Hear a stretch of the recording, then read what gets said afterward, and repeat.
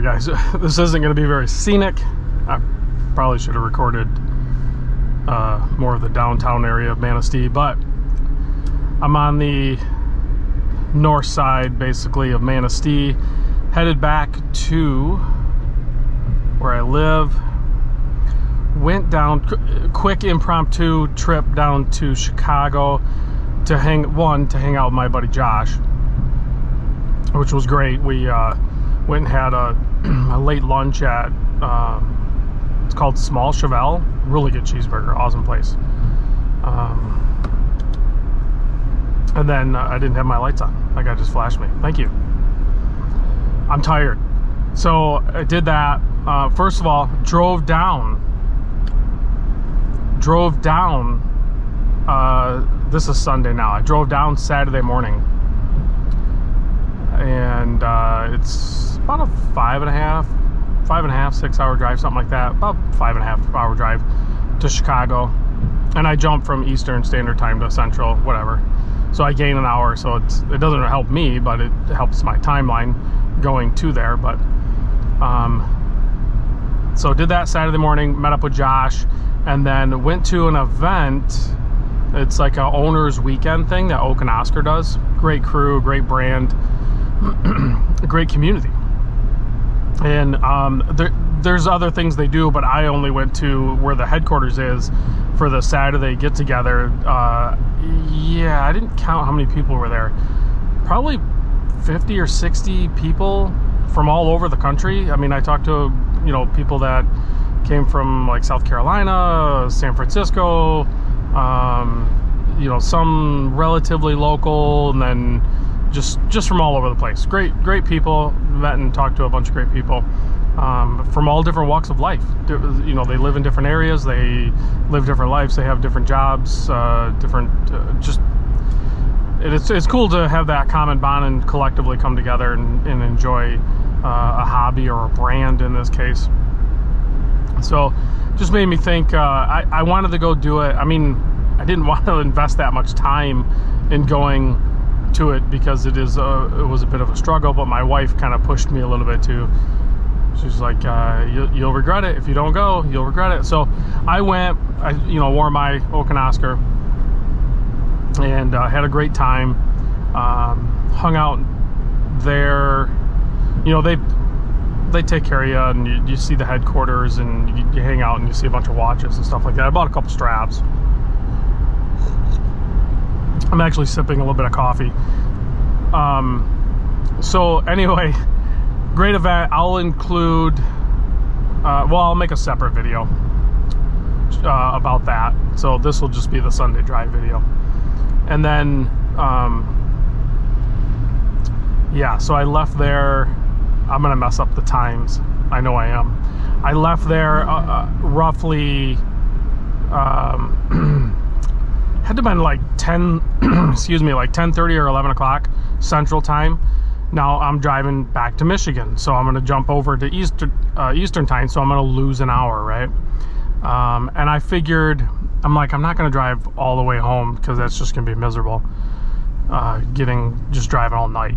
Like, I can do it, but like, it's not safe, and B, it ends up being miserable. But I also didn't want to get a hotel, so I'm driving this 4Runner that I bought. It's a 2014 4Runner. And so my goal was to basically just get into Michigan. So I did that. I drove, we were north of Chicago. I drove down through Chicago, out and around through Indiana, back up to Michigan. Got into Michigan, stopped at the visitor center, and tried something I'd never done before. I'm like, I'm just going to see if I can take like an hour or 2 hour nap in the car. I'm not very good at it. I didn't prepare for it, so that didn't work very well. I didn't sleep very well. But I did get a break. I did get some rest, and that was important. So I think I rolled in there. It was about, with the time change, I got in there about 1:11 p.m. or 1:11 a.m. excuse me, Eastern Time. And I got some rest and stuff like that. And I think I decided, okay, I'm done resting. I'm gonna just go at about 3 3:30 or 3:40 a.m. right in there. And I made a few other stops, drove slow. It was raining and dark, but there's nobody on the road. So I just took my time and worked my way back. So clearly I've made a few stops, because it's 7:30 a.m. now on Sunday, and I still got, I don't know, 40-minute drive or so, something like that. But stopped and grabbed, I never eat at fast foods, but I didn't want gas station coffee, so I got the McDonald's coffee. So it's not bad. I knew McDonald's coffee was pretty good, but like, I was worried that it was gonna be scorching hot and I wouldn't be able to drink it forever. It's not incredibly hot, so like, but it's not cold either, so I'm happy with it. So yeah, I'm gonna get home, and I won't be able to take a nap. I might take a nap later. I'm not a big nap guy. I'll probably just struggle through and just go to bed tonight and deal with it. But I'm super happy I took the trip. Kind of the maiden long voyage with this 4Runner as well. And it did great. Other than, I mean, I know it gets, like 20 miles to the gallon or something like that, where, coming from the Civic, which got nearly 40, and then even the other car is a hybrid RAV4, that gets, again, close to 40, like 37 or something like that. So, but whatever, you stop at gas stations and you take a rest stop and you fill up the gas tank and you keep going. Other than that, it actually drove really good. There's no like blind spot monitoring, because it's a 2014, so in the, on the highway and everything, you don't realize how acclimated you become to the modern cars that have those features of lane keep and like the blind spot monitoring, and I mean even Apple CarPlay. I don't even have that. It's connected via Bluetooth, and it's definitely more, everything's more analog. Everything's a little bit, it's 10 years old, so it's a little dated. I could update some of that stuff, but I kind of dig it. I kind of dig the analog feel to it, and the stereos. That's the easiest thing to upgrade and get Apple CarPlay, but I don't know. I don't really need it. I don't care. I've got my phone mounted there. I can have the map runnings for my GPS and everything, and it just works. So overall, pretty darn happy. It's got 130,000 miles on it, and it drives like it has 20,000 miles on it or something. Like it still drives really tight. This was a well taken care of rig though, by its previous owner. So which I think he was the second owner. I think he bought it used, so now I'm the third owner. It's pretty solid, so I'm pretty happy with it. I definitely see why people enjoy these 4Runners. Yeah, it's a good riding rig. It's still it's body on frame, so it has a definitely different feel to it on the road, as the way the compliance over bumps and stuff like that. But it's more capable of taking those as well, versus like my RAV4 is a car essentially. It's a unibody, so it is more comfortable on road trips. I will say that, but this is still really good. This is a road warrior. I have no problem taking this on longer road trips. So, but if like I got a trip planned and to DC, I probably won't take this. I'll probably take the RAV4. That's a longer road trip. I want to be more comfortable.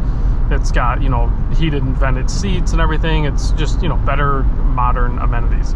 So either that or I'll rent a car or something. We'll see. But yeah, I don't have a problem taking the RAV4 on long road trips. It does very well and gets incredible fuel economy.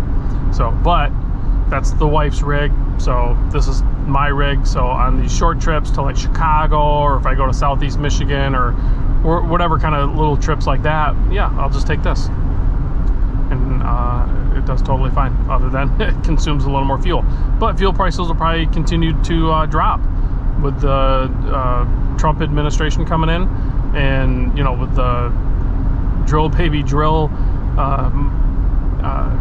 tactics that he's probably gonna start off early in his administration. I'm assuming the fuel prices will come down, so that'll be less important, I guess. So never really, you just fill up. It is what it is. You're gonna drive, you gotta put gas in the car and just go. It is what it is. So yeah, like I said, not super scenic around here. It's a super rainy, overcast day. A lot of farmland in this area. We're coming up towards Bear Lake, will be the next little town. Yeah, it's just a farming community essentially, and then lakefront properties. So figured I would give you guys a little update and talk about my little trip. Like I said, it was a blast. If you, I don't know of any other brands that are cultivating a community like Oak and Oscar is doing. I think some of them are doing it. Some other brands may have a bit of a community because they have, you know, social media accounts, you know, like Facebook or wherever they choose to do it, but it's usually Facebook. And there's a community. But this Oak and Oscar thing's completely different because they're not relying on social media accounts. They participate in those, but they're doing these owner gatherings. They go out to dinners. They do fly fishing trips. You know, it's a completely different experience because it's face to face. You know what I mean? Like you get to know each other a little bit better. You know, you find out real people details and not just, oh, I like this watch and I have this watch. And so like that event right there, for the most part, all the conversations I had with people was not about watches. And that's what I've discovered too, when I go to these watch events. Typically, yeah, I mean, the icebreaker is the watch, but once you get past that, then we're talking about, oh yeah, what do you do for a living? And, you know, oh, the wife and kids are good, blah, blah, blah. And, you know, and then we might talk cars or other hobbies or something like that. But it's like we are already past that. We already like fast forward in the relationship because, yeah, you like these watches, I like these watches. Okay, what else do we have in common? So it's a pretty cool dynamic to have these meetups, whether it's, you know, the Oak and Oscar one, or if you go to like a wind-up show or a DC District Time or the Intersect show, which that one's coming up in Austin here like next week, I think. Yeah, this next weekend. If you can get to one of these shows, I think go check it out. I think definitely go check it out. It's not a waste of time. Yeah, don't put yourself out if it's, you know, amazing, insane travel. But I know people that travel all the way from Europe and stuff that come over to some of these shows. So, and I travel across the country to go to them. So depends on how passionate you are about the hobby. But all right, I'm gonna cut it off there. That's my update. Thanks for watching, guys. That's the Sunday drive. It's very outside. I'll see you guys in the next vid.